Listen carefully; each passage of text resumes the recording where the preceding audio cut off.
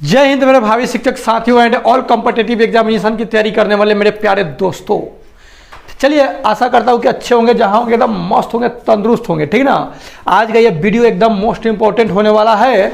Most important इसलिए होने वाला है क्योंकि आज की इस वीडियो में हम लोग कंपनी के अधीन जो गवर्नर जनरल जो वहाँ से अंग्रेजवा सब बना करके भेजता था यहाँ की जाओ जा करके वहाँ चलाओ शासन प्रणाली, ठीक ना। तो वही सब कौन कौन कब बना है ना।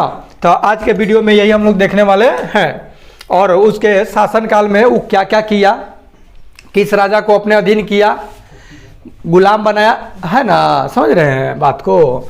देखिए बंगाल का गवर्नर, बाद में भारत का हो गया, पहले बंगाल के गवर्नर। देखिए पहले का रॉबर्ट क्लाइव, इस 1757 से लेकर 60 एवं पुनः 1765 से 67 तक। ओके, देखिए इसने बंगाल में द्वैत शासन की व्यवस्था की। द्वैत शासन मतलब दोहरा शासन। कैसे? तो जैसे हम लोग का भारत भी द्वैत शासन प्रणाली के अंतर्गत है। कैसे भैया? तो केंद्र में है केंद्र सरकार और राज्य में राज्य सरकार, है ना। तो उसी प्रकार से द्वैत शासन लागू किया था कौन? रॉबर्ट क्लाइव, जिसके तहत राजस्व वसूलने, सैनिक संरक्षण एवं विदेशी मामले कंपनी के अधीन थी। देखिए राजस्व वसूलना है, राजा से टैक्स जो भी वसूलना है, सैनिक संरक्षण देना है सैनिक को, विदेशी मामला संबंधी जो भी बात हो ये सब कंपनी के अधीन था। जबकि शासन चलाने की जिम्मेवारी नवाब के हाथों में था। शासन चलाएगा वो, ये सब गवर्नर जनरल जो बना करके भेजेगा तो ये सब क्या करेगा कि राजस्व वसूलेगा, सैनिक संरक्षण, विदेशी मामला संबंधित बात करेगा। ओके, तो दो शासन प्रणाली हो गया। इसने किसने मतलब रॉबर्ट क्लाइव ने मुगल सम्राट शाह आलम द्वितीय को इलाहाबाद की द्वितीय संधि जो 1765 ईस्वी में हुई, इसके द्वारा कंपनी के संरक्षण में ले लिया। कंपनी के संरक्षण मतलब अपने अधीन ले लिया, समझे। रॉबर्ट क्लाइव ने बंगाल के समस्त क्षेत्र के लिए दो उप दीवान बंगाल के लिए मोहम्मद रज्जा खां को और बिहार के लिए रज्जा सीताब राय को क्या किया? नियुक्त किया। रॉबर्ट क्लाइव ये क्या किया? ये वाला चट्टा बट भटिया रहा था। देखिए इसको इसको कहा जाए बंगाल के समस्त क्षेत्र के लिए दो उप दीवान नियुक्त किया। दीवान मतलब सर्वेसर्वा वो मेन रहेगा उसमें, ठीक ना। एगो कौन था? एगो मोहम्मद रज्जा खां था और एगो राजा सीताब राय। दो गोरा के का किया? नियुक्त कर दिया। बिहार के लिए राजा सीताब राय के और बंगाल के लिए किसको कर दिया? मोहम्मद रज्जा खां को। ओके, अन्य गवर्नर वारेस्ट जो 1767 से 69 तक रहा। इस सब के शासनकाल में उतना कुछ नहीं हुआ, इस पर विशेष ध्यान देने की जरूरत नहीं है। कार्टियर 69 से 72 था, वारेन हेस्टिंग्स 72 से लेके 74 था। तो इसके बारे में आइए जानते हैं हम लोग आगे। कंपनी के अधीन गवर्नर जनरल वारेन हेस्टिंग्स के बारे में जस्ट पढ़ने जा रहे हैं हम लोग, पढ़ेंगे। पहले जान लीजिए कंपनी के अधीन गवर्नर जनरल। देखिए रेगुलेटिंग एक्ट 1773 ईस्वी के अनुसार, जो रेगुलेटिंग एक्ट 1773 में लाया वो सब, उसके अंतर्गत बंगाल के गवर्नर को अब अंग्रेजी क्षेत्र का गवर्नर जनरल कहा जाने लगा। वो खाली बंगाल के पहले था, लेकिन ओकरा अब जितना क्षेत्र को वो अपने में मिला लिया, अब वो सब क्षेत्र का गवर्नर जनरल कहलाने लगा, ठीक ना। जिसका कार्यकाल 5 वर्षों के लिए निर्धारित किया गया कि हाँ 5 वर्षों तक रहेगा। 5 वर्षों के बाद ही फिर यहाँ से चल जाएगा इंग्लैंड। बात समझे। वह बात हुआ कि मतलब समझ लीजिए कि एक तरह से दलाल बना के भेज दिया कि जाओ और शासन प्रणाली चलाओ। कुछ अपने कमाता था, अब कुछ कंपनी को लेकर के क्या करता था? भेजता था। बात समझे। इस तरह से करता था सब। तक मद्रास एवं बंबई के गवर्नर को इसके अधीन कर दिया गया। इस प्रकार भारत में कंपनी के अधीन प्रथम गवर्नर जनरल जो था उसका नाम था वारेन हेस्टिंग्स। कौन? वारेन हेस्टिंग्स, जिसका कार्यकाल 74 से 85 ईस्वी हुआ, ठीक ना। वारेन हेस्टिंग्स 1750 ईस्वी में कंपनी के एक क्लर्क के रूप में कलकत्ता आया था। जानते हैं, एक क्लर्क साधारण क्लर्क के रूप में ही आया था। अपनी कार्य कुशलता के कारण कासिम बाजार का अध्यक्ष बंगाल का गवर्नर एवं कंपनी के गवर्नर जनरल बन गया। देखिए बस उसको वहां से भेजा था कि तू जो मतलब एथी करी है, खाली मतलब कि एगो मतलब का बोले क्लर्क किरानी बारे ऐसे ज़्यादा कुछ ने कागज पत्र एने ओने करी है, ठीक। लेकिन ये इतना ने मतलब कि एक्टिव हो गया इस मामला में, इतना मतलब कि नौटंकी ड्रामा मतलब जो भी हो, अब उसके लिए यहाँ तो नौटंकी, ये यहाँ जो भी करेगा तो नौटंकी ड्रामा ना होगा, ओकरा तो खूब बढ़िया होगा। अब जनरल डायरवा गोली मार करके उतने लोगों को जलियांवाला बाग हत्याकांड 13 अप्रैल 1919 में वो सब किया, तो वहाँ के क्या किया, उसको तो इनाम दिया, समझे। तो उसी तरह से तो यहाँ तो नौटंकी कर रहा था सब, लेकिन वहाँ तक के लिए तो बढ़िया था। कार्यकुशलता का कार्यकुशलता करेगा, यही छोटा भारतीयों पर जुल्म करेगा, है ना। दूसरा क्या करेगा, है एक राजा को दूसरे राजा में लड़ाएगा, लड़ा करके अपना उल्लू सीधा करेगा। इसके कारण कासिम बाजार का अध्यक्ष पहले बन गया, ओकरा बाद बंगाल के गवर्नर और तब कंपनी के गवर्नर जनरल बन गया। एगो क्षेत्र के था तो गवर्नर, आ कंपनी के अधीन जितना क्षेत्र आ गया तब बन गया गवर्नर जनरल। बात समझे।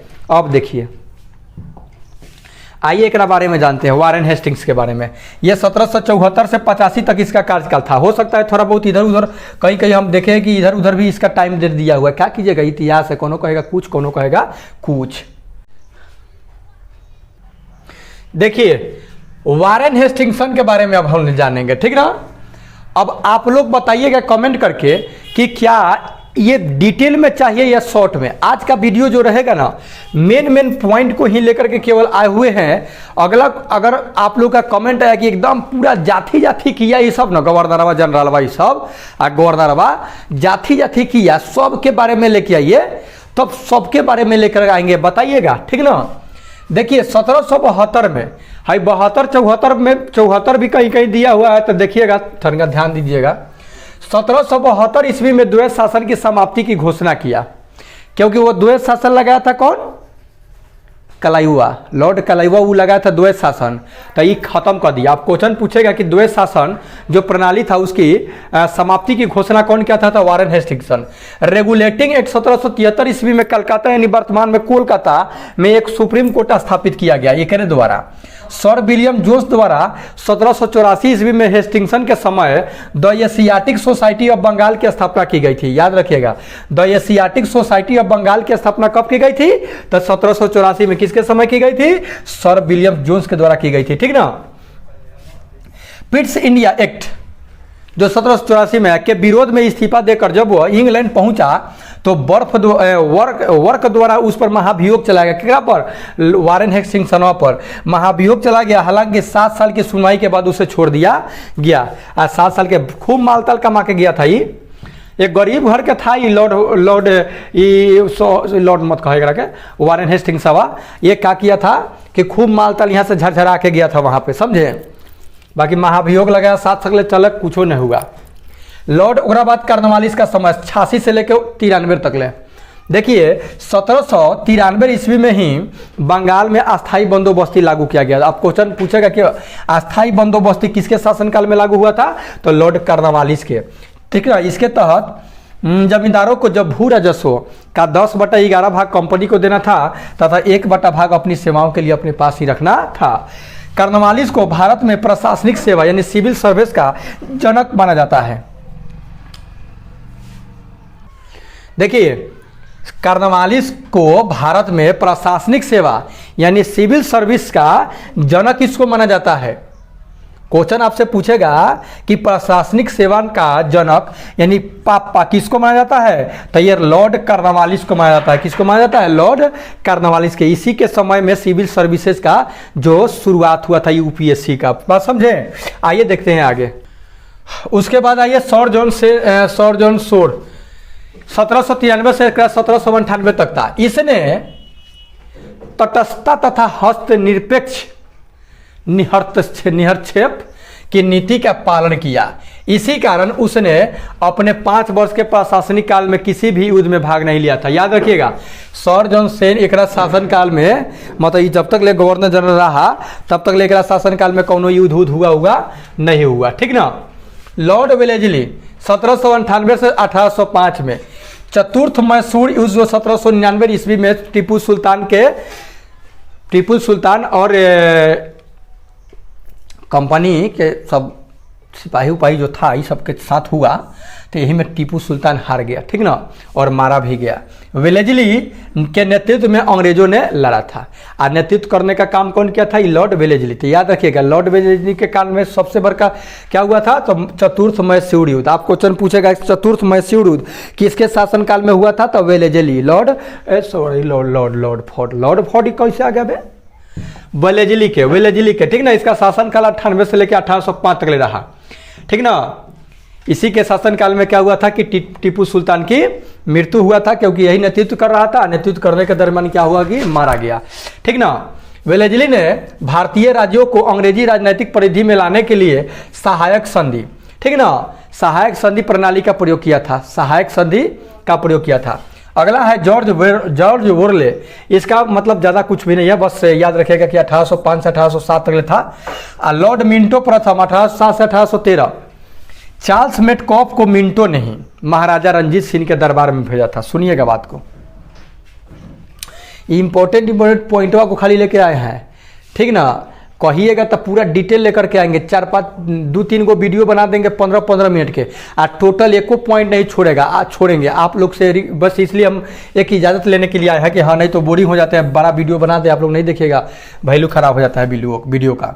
चार्ल्स मेटकॉफ को क्या किया था कि मिंटो यानी लॉर्ड मिंटो प्रथम जो था, ये महाराजा रंजीत सिंह के दरबार में क्या किया था? इसको भेजा था, जहाँ 1809 ईस्वी में अमृतसर की संधि की गई थी। तो अमृतसर की संधि किसके शासनकाल में? लॉर्ड मिंटो के शासनकाल में। उसके बाद लॉर्ड हेस्टिंग्स का समय था 13 से लेकर के हो गया आपका 23, और लॉर्ड एम हॉर्स्टन 23 से लेकर के 28, ठीक ना। तो ये सब के शासनकाल में ज़्यादा कुछ हुआ नहीं है। अब देखिए, ये सब जो था, ये सब समझ लीजिए कि एक क्षेत्र विशेष का ही तो गवर्नर था। उसके बाद कुछ ज़्यादा क्षेत्रों को एक में मिला दिया गया तो गवर्नर जनरल हो गया। उसके बाद जानेंगे भारत के governor general Lord William Bentinck. देखिए, लॉर्ड विलियम बेंटिंग को भारत का प्रथम गवर्नर जनरल का पद सुशोभित करने का गौरव प्राप्त है। क्वेश्चन आपसे पूछेगा कि भारत का प्रथम गवर्नर जनरल कौन था? तब भारत का प्रथम गवर्नर जनरल का नाम था आपका लॉर्ड विलियम बेंटिंग है। Lord Ford but William Bentinck खाली याद रखिए, ना तो सब में लॉर्ड लगाया हुआ है। लॉर्ड लगाया तो कंफ्यूज आ जाइएगा कि कौन था, समझे? तब विलियम बेंटिंग, देखिए ये ठीक ठाक था। बेंटिंग बिंदु है, बैंटिंग जानते हैं, ये बहुत चीज को बैन किया था, जो गलत सलत सब पहले जो नियम कानून लगा दिया था सब, उस सबको ये बैन करने का काम किया था कौन? विलियम बेंटिंग, तब बैन करने का काम। देखिए, लॉर्ड विलियम बेंटिंग को भारत का प्रथम गवर्नर जनरल का पद सुशोभित करने का गौरव प्राप्त है। आपसे क्वेश्चन पूछेगा कि भारत का प्रथम गवर्नर जनरल कौन था? तो लॉर्ड विलियम बेंटिंग। बेंटिंग के सामाजिक सुधारों में सर्वाधिक महत्वपूर्ण योगदान रहा। ये समाज सुधार करने में बहुत मतलब इसका योगदान रहा। 1829 ईस्वी में सती प्रथा का अंत राजा राम मोहन राय इन्हीं के साथ मिलकर के किए थे। जो सती प्रथा, पता होगा ही आप लोगों को कि कितना गलत प्रथा था, लेकिन फिर भी लोग उस संस्कृति को सम्मान कर रहा था। बताइए, जो भी माने गलत हो सब बढ़िया, अच्छा हो तो ना बढ़िया, अरे बाप रे बाप, ऐसा कैसे है ना।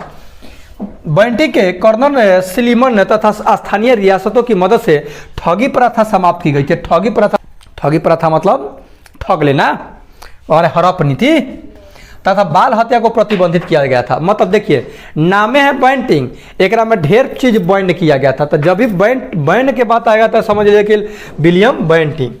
उसके समय में मैकाले की सिफारिशों के बाद अंग्रेजों को शिक्षा का माध्यम स्वीकार किया गया था। अंग्रेजी जो था, अंग्रेजी उसको शिक्षा का माध्यम स्वीकार किया गया था इसी के शासनकाल में, लॉर्ड बेंटिंग के शासनकाल में, विलियम बेंटिंग।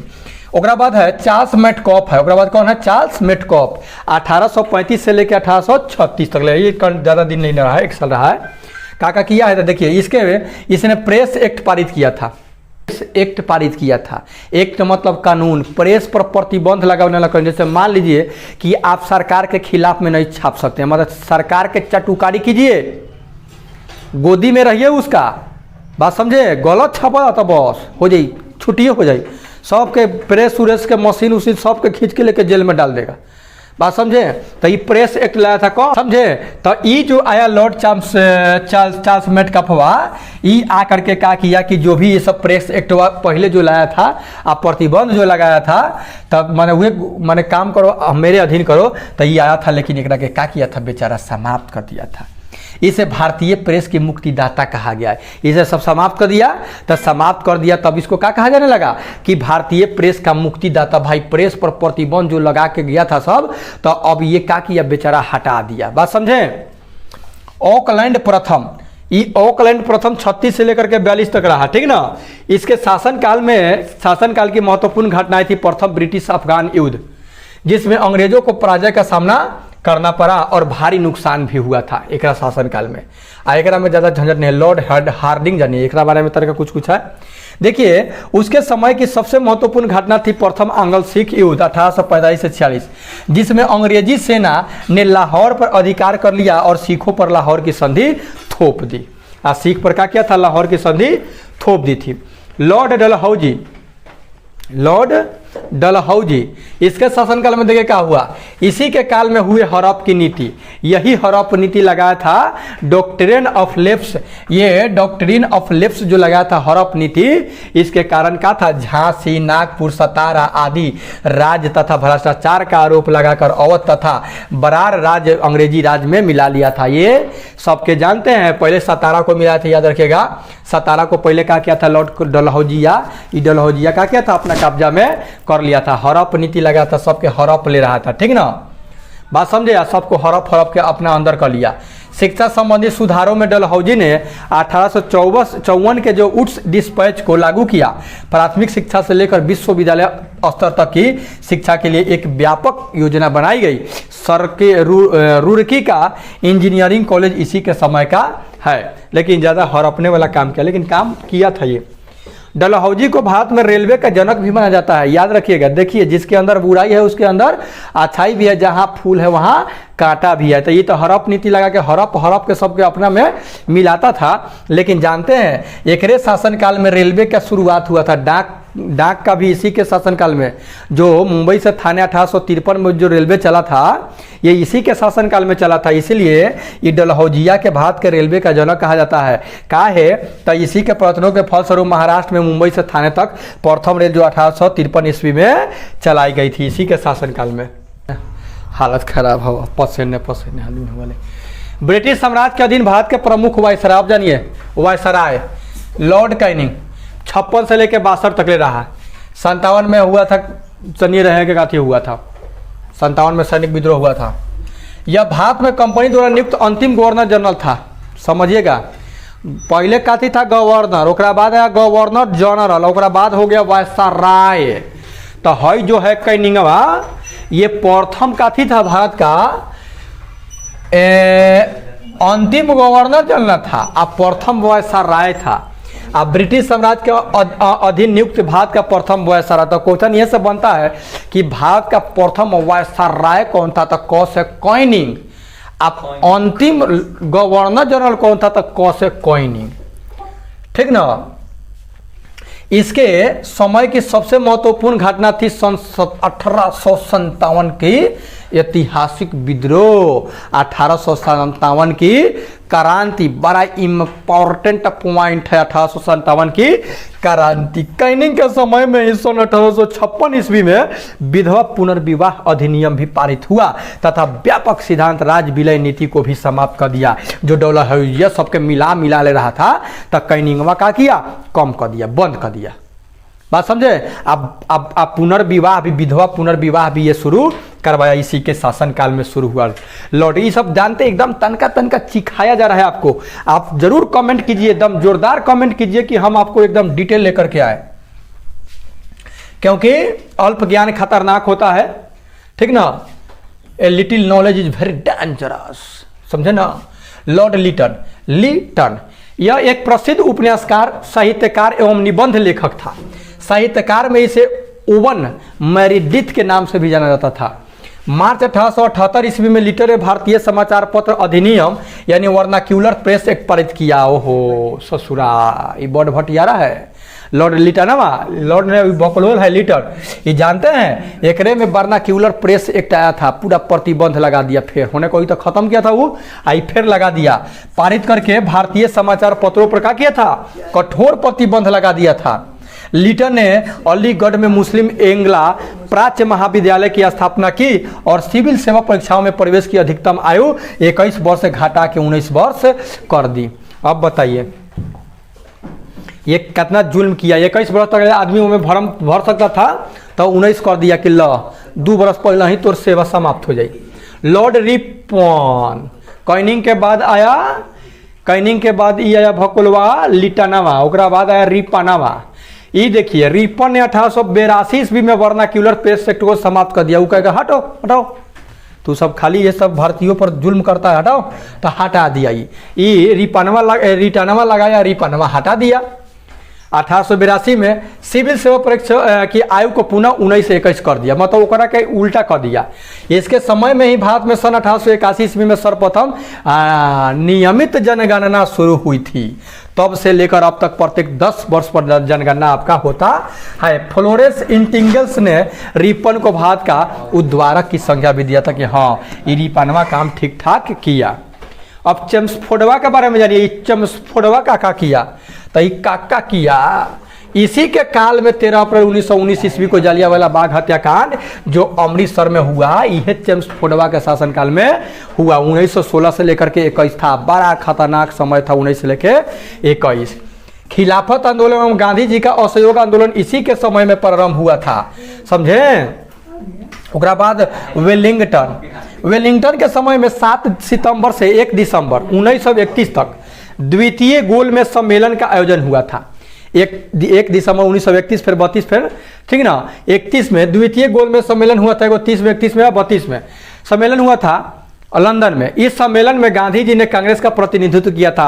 अब पहले ये गोलमेज सम्मेलन था जवना में गांधी जी का किए थे, भाग लिए थे एक गोलमेज सम्मेलन में। तीनों महात्मा गांधी एवं अंबेडकर के बीच में जो 24 सितंबर 1932 ईस्वी में पूना समझौता हुआ था, इसी के शासनकाल में, ठीक ना, लॉर्ड का थी घंटा वेलिंगटनवा के समय में। ओकरा बाद लिनलिथगो, कौन है लिनलिथगो, इसके समय में पहली बार चुनाव कराया गया था।